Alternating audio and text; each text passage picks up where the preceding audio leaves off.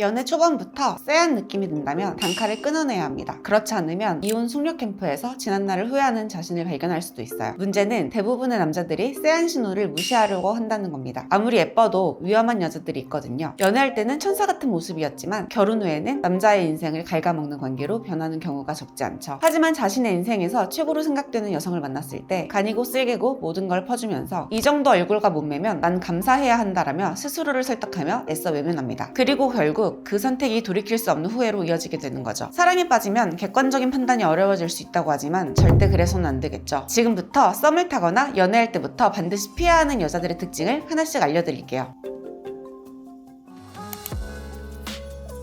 첫 번째로 여자라는 성별이 능력인 줄 아는 여자입니다. 여자라는 이유 하나만으로 남자가 다 해줘야 한다고 굳게 믿는 유형이 있죠. 요즘 남자분들은 이런 유형을 잘 알고 있고 피하려고 하지만 여전히 남자의 헌신과 경제력을 요구하면서도 본인은 아무것도 내놓지 않는 먹튀들이 적지 않거든요. 특히 20대 초반에 대시나 고백, 번다가 끊이지 않던 시절을 잊지 못하고 시간이 꽤 지났는데도 본인이 여전히 여왕이라고 착각하는 경우가 많아요. 웃긴 건 이게 의외로 외모가 한 5, 6점 정도 되는 애매한 분들한테 자주 나타난다는 점이에요. 젊다는 이유만으로 관심받았던 유일한 전성기를 자기 평생 가치라고 착각하고 있는 거죠. 그리고 여기에 낚이는 남성들은 보통 3, 4점대의 경제력이 높은 남성입니다. 이런 여자들의 공통점이 뭐냐면 한마디로 자기 객관화가 안 된다는 거예요. 남자에게 받은 건 당연하고 남자가 경제적인 걸 책임지는 게 기본값이라고 생각합니다. 본인 능력이 없거나 혹은 있어도 스스로 엄청 대단한 줄 알아요. 10년 전쯤 보스라치라는 단어가 유행했던 것처럼 여자라는 성별이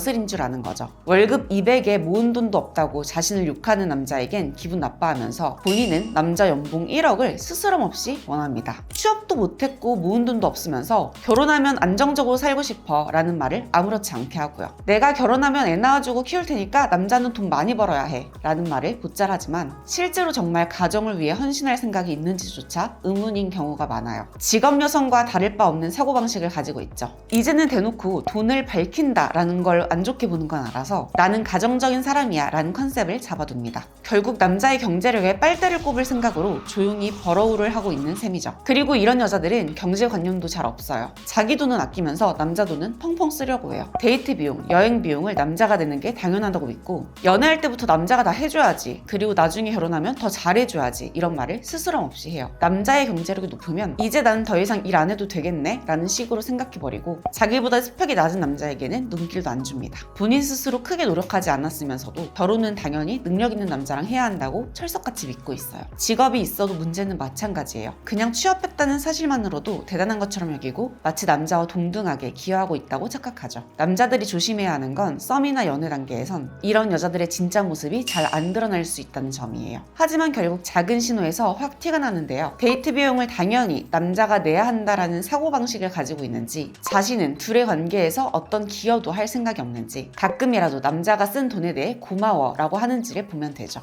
이미 연애 중이라면 더 분명해져요. 돈이 조금 더 드는 데이트나 여행 또는 고가의 물건을 살 때 이번엔 반반 낼까? 라고 물어보거나 먼저 결제해라 나중에 주겠다 하는 거죠. 그리고 그녀가 어떻게 반응하는지 보면 됩니다. 보통 정상적인 여자라면 그동안 오빠가 많이 냈으니까 이번엔 내가 살게 이런 식의 반응이 나오는데, 주제 파악 안 된 분들은 남자가 당연히 다 내야 한다고 생각하고 기분 나빠하거나 지금 난 돈이 없다고 당당히 말하죠. 이렇게 남자 스펙에 대한 기준이 과도하게 구체적이거나 경제관념이 부족한 여자들은 연애할 때뿐만 아니라 결혼 후에도 문제가 커져요. 연애 때부터 남자의 경제력에 기대는 게 기본값이었다면 결혼 후엔 이게 더 심해집니다. 데이트 중에는 그래도 오빠가 잘해줘서 좋아 이런 말이라도 하지만 결혼하면 남자가 돈 버는 게 당연하지, 내 친구 남편은 이번에 가방도 사주던데? 이러면서 비교지를 시작할 확률이 높아요. 본인 기여 없이 남자가 전부 책임지는 게 당연한 환경에서 자란 사람은 잘 안 바뀌거든요. 그리고 예쁘다는 외모도 젊음의 유통기한이 지나면 가치가 확 떨어지잖아요. 능력이나 성격이 부족한데도 남자가 나를 책임져야 해 라고 믿는 여자를 어느 남자가 시간 들여 계속 투자하고 싶어 하겠어요? 결국 이런 여자를 만나면 연애 때는 감수할 수 있어 보여도 결혼 후에는 남자의 인생까지 다 바쳐야 할 수도 있어요. 20대 때의 착각을 평생 끌고 가는 여자라면 남자 인생은 희생과 책임뿐이 될 확률이 큽니다. 그래서 가장 먼저 확인해봐야 할 것은 여자가 단순히 요구만 하는 사람이 아니라 스스로도 내 역할이 있다 라는 기본인식을 갖고 있는지를 보는 거예요. 맞벌이 의향이 있는지, 하다못해 남편이 돈을 벌어온다면 집안일과 육아는 내가 책임지겠다 라는 마인드가 있는지 확인하는 것이 좋겠죠. 남자를 온전히 자원으로만 보는 여자는 피해야 하는 것이 당연합니다.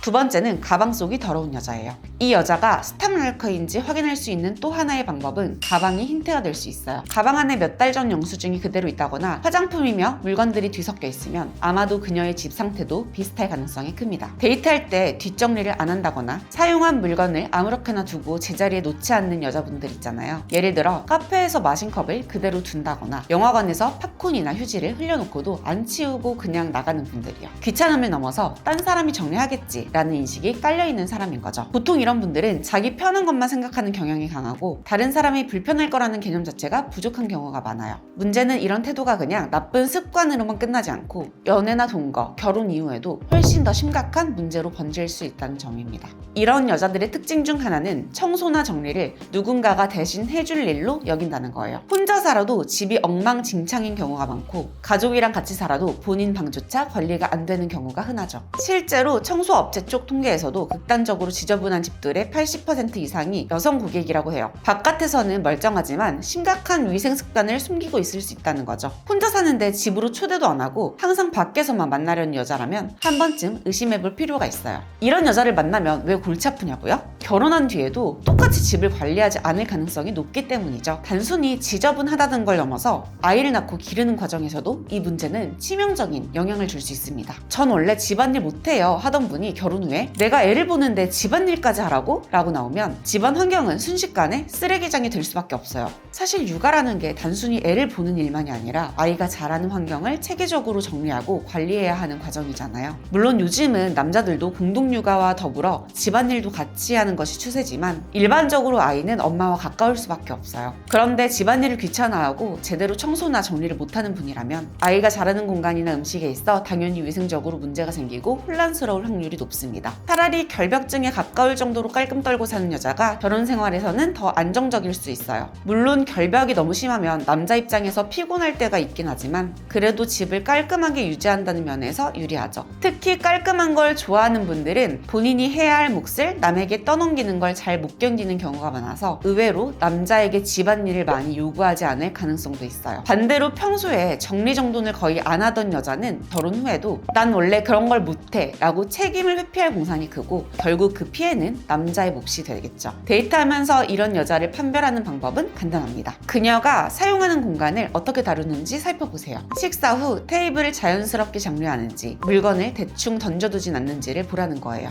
집 데이트를 자주 해보는 것이 제일 도움이 되겠죠. 자취를 하지 않는 여성이라면 여행을 가거나 함께 오랜 시간 지내볼 기회가 생겼을 때 그 사람이 생활 속에서 정리정돈을 어떻게 하는지 주의 깊게 살펴보는 것도 좋죠. 남자가 혼자 살고 있다면 여자친구를 자주 초대하여 어떻게 집을 사용하는지 보면 알 수 있습니다. 과자나 음식을 아무 데서나 먹는지 나중에 치울게 라는 말을 달고 사는지 확인해보는 거죠. 만약 공간을 엉망으로 만들어 놓고도 전혀 개의치 않는다면 연애하는 단계에서부터 한 번 더 생각해보시는 게 좋겠습니다. 깨끗한 환경이라는 게 단순히 취향 문제가 아니라 가정을 꾸리고 아이를 키우는 데 있어 가장 기본적인 생활 습관과 직결된다는 사실을 잊지 않았으면 해요.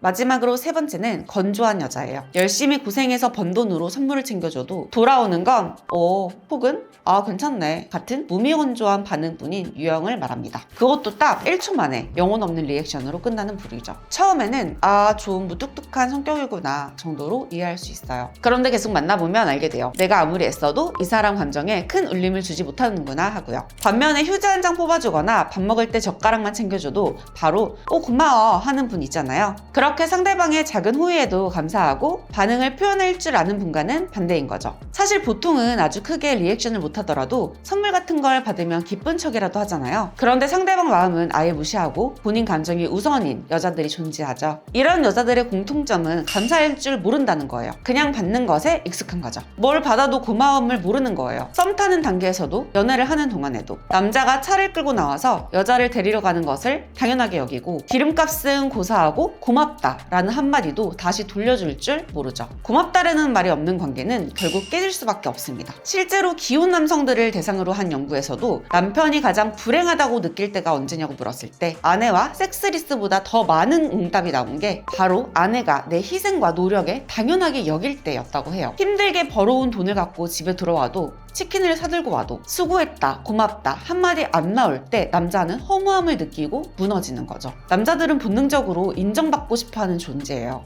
이건 단순히 감정적인 욕구가 아니라 남자의 생존에 있어 필수적인 심리적 메커니즘에 가깝습니다. 인류 역사에서 남자들은 늘 자기 가치를 증명해야 했죠. 그리고 그렇게 인정받고 신뢰받을수록 더 많은 자원을 얻으려고 노력했고 생존 확률도 높아졌습니다. 남자는 자신을 알아봐주는 일을 위해 목숨을 바친다라는 말이 있잖아요. 그런데 노력을 당연한 것으로 치부하며 인정조차 해주지 않는다면 결국 동기부여를 잃고 삶의 의미를 찾지 못하게 되고 자신을 인정해줄 다른 환경을 찾아 떠나려 하게 됩니다. 사랑이 오래가려면 상대를 당연하다고 여기기보다는 서로의 노고와 정성을 인정하고 표현해야 해요. 사실 여자들 중에 20대 여성이 유독 인기 많은 이유 중 하나도 여기서 볼 수 있어요. 물론 20대의 싱그러움과 외모가 크긴 하지만 또 한편으로는 새로운 경험을 할 때마다 리액션이 좋고 감사함을 적극적으로 표현하니까요. 보통 이 시기에는 모든 게 새롭고 신기하니까 작은 것에도 쉽게 즐거워하고 감정 표현도 풍부해지거든요. 그러니 남자 입장에서는 그런 활기찬 리액션이 끌릴 수밖에 없죠. 그래서 내가 작은 호의를 베풀었을 때 그녀가 보이는 반응을 잘 살펴보면 좋습니다. 첫 데이트에서 문을 열어줬거나 음식을 나눠줬거나 집 앞까지 바래줬을 때 당연히 이 정도는 해줘야지 하는 듯 무덤덤하게 넘어간다면 거기서부터 신호를 캐치해야 해요. 연애를 좀 하다 보면 더 확실해지죠. 내가 뭘 해줬을 때 이 사람이 정말 기뻐하나? 스스로 질문을 던져보세요. 작은 거에도 고마워하고 해준 일에 감동하고 반응이 따뜻하다면 두 사람이 서로를 행복하게 만들어줄 가능성이 큽니다. 반면에 아무리 잘해줘도 반응이 시큰둥하고 다 당연하게 받기만 한다면 결국 노력한 만큼 허무해지기 시작할 거예요. 결국 사랑이라는 건 서로 감정을 주고받는 거잖아요. 내가 주는 감정을 상대가 받아주고 또 그 감정을 다시 돌려주는 것.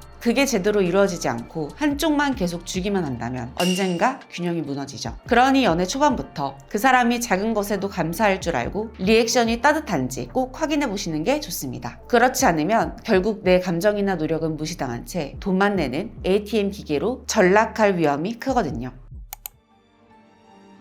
오늘의 결론. 사람과의 관계를 너무 계산적으로 하는 것이 아니냐는 의견이 있을 수 있지만 2025년에는 남자도 여우처럼 변하지 않으면 영혼까지 빨릴 수 있습니다. 연애나 결혼에서 가장 중요한 건 서로를 존중하는 태도죠. 지금까지 이야기한 유형들을 보면 공통적으로 배려가 부족하고 상대의 희생을 당연하게 여기는 태도를 가지고 있어요. 처음에는 사랑이라는 감정이 가려 잘 보이지 않을 수도 있습니다. 하지만 연애를 하면서 상대의 작은 행동들에서 본심이 드러나기 마련이에요. 처음부터 관계의 균형이 잘 맞는 사람을 만나는 것. 내가 주는 감정을 상대에도 돌려주고 나의 노력에 대한 최소한의 감사함을 표현할 줄 아는 사람. 그런 사람과 함께 할 때 연애도 결혼도 행복할 수 있습니다. 지금 만나는 사람이 있다면 한 번쯤 생각해보세요. 이 관계에서 나는 행복한가? 내가 주는 것만큼 돌아오는 것이 있는가? 그리고 만약 그렇지 않다면 돌이킬 수 없을 만큼 늦어지기 전에 결정을 내리는 것. 그것이야말로 진짜 현명한 선택일 겁니다. 오늘도 영상 시청해주셔서 감사합니다.